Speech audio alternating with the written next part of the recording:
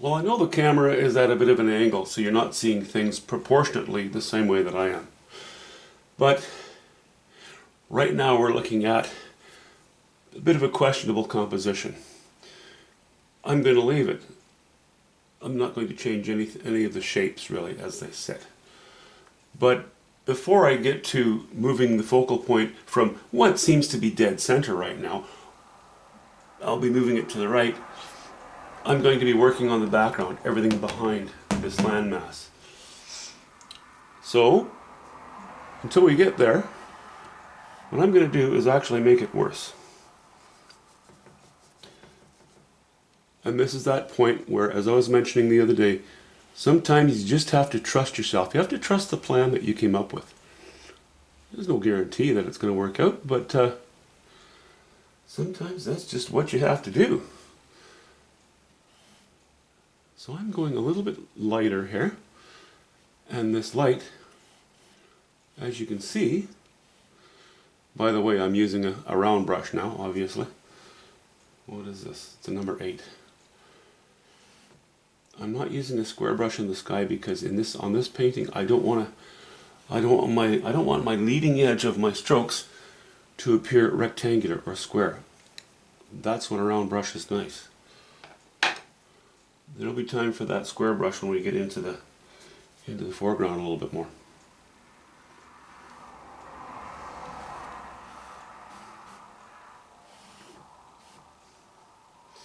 So what I've done, I've mixed up a little bit of ultramarine blue, a little bit of cobalt blue, a little bit of burnt umber, a little bit of yellow ochre, and even a hint of alizarin crimson. No, you're not seeing those colors on the canvas, but they're in there, and they make very minor tonal differences. That's something you will learn how to do with practice, if you even dare to do it. But believe me, it does add a certain richness to the painting.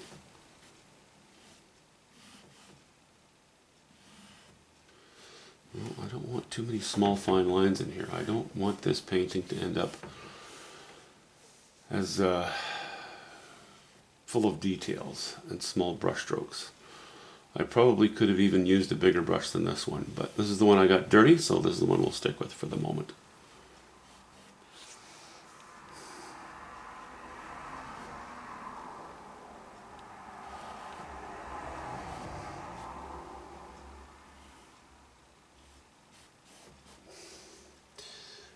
Alright, we're moving our way down. Maybe what I'll do, I would like to continue right beyond the top of the canvas here. Well, not beyond it, but right up to the top of the canvas. Because I have a fairly dark line right across from one end to the other. I want to break that. I want to come up a little bit like so. Now, that when I say I'm making it worse is because I'm taking this line and it's going up. This line is going up. The line of these hills is going up. The foreground is going up. You know, I have all these supportive lines going up. I'm going to have to make this very strong to oppose all of those lines. But I think we'll be okay. I think that's going to work out. It's not my first rodeo, so, you know, I think we'll be just fine.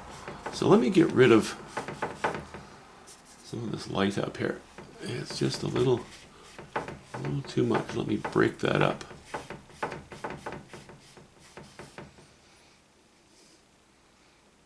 Using a lot of horizontal strokes, I'm not sure.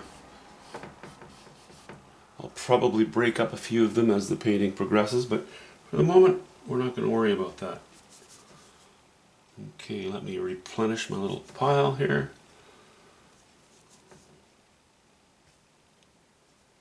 I'm not using much in the way of blue here because I'm introducing a little bit of yellow ochre. If I have too much blue, we're going to end up with quite a green sky, and I'm not really wanting that. The odd stroke of greenish is fine. I have no problem with that, but I don't want that to be the general hue.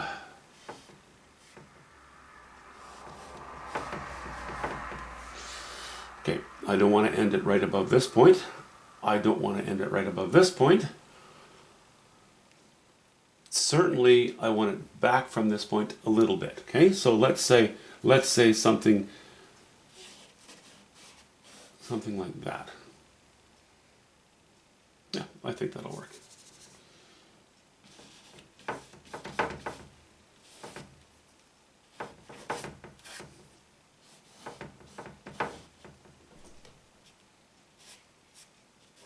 Now we're going to cut in there. We're going to come down here a little bit. Now I'm going to raise. The value a little bit over here. Warm it up slightly. Not as warm as the light is going to be here on these rocks, but a little bit. So we'll add a little more white to it. And a hint of yellow ochre. I'll be done here shortly, Carrie. Daughter's just popped in, so I'm gonna say hello here in a minute, but I wanted to get a basic idea of it on video, and then I'll resume painting. I wasn't working on this in a little while, and we'll make that stronger, and we'll finish up the sky later on today. You will see it pretty much completed on the next video. Okay, I'm going to keep adding white to this, a little more yellow ochre.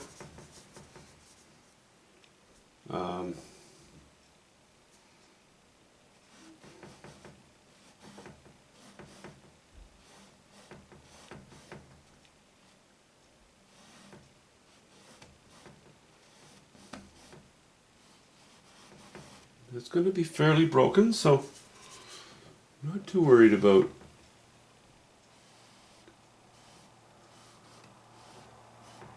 having the odd stroke of lighter here and there. Had I gone too light here, I would have nowhere to go. That's why I keep it toned down, and we go in. We'll go in over the dark stuff with some light if need be.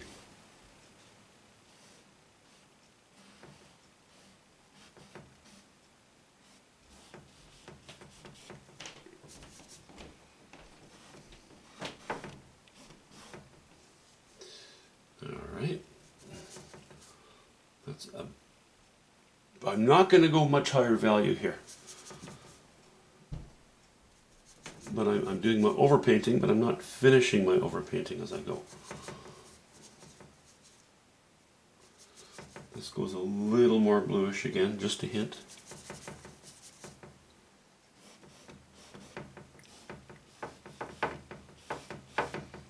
Okay, that's not quite blue enough. A little more of that stuff. Alright, a little more ultramarine as well.